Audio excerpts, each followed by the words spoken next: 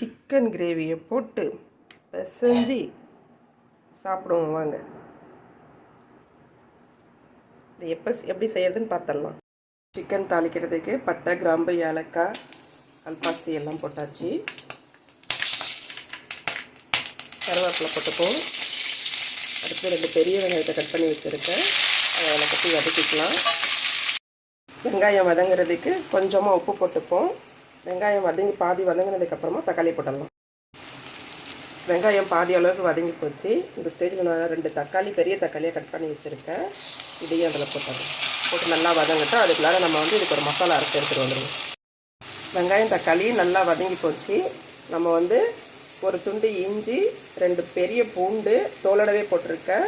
பச்சை மிளகா ஒரு 4, இது எல்லாத்தையும் அரைச்சி எடுத்துகிட்டு வந்திருக்கேன். இதையும் இதில் போட்டு பச்சை வாசனை போகிற அளவுக்கு வதக்கி எடுத்துக்கலாம்.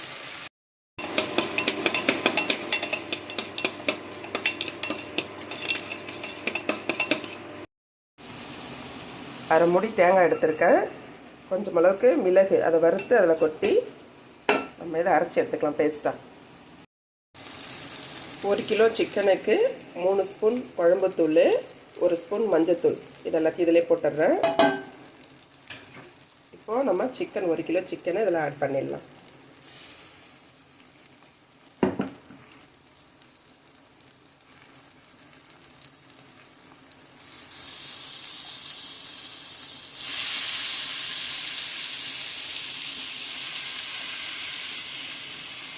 நமக்கு தேவையான அளவு தண்ணி விட்டு கிண்டி விட்டு உப்பு போட்டு மூடி வச்சு நல்லா தபன்னு கொதி வரட்டும்.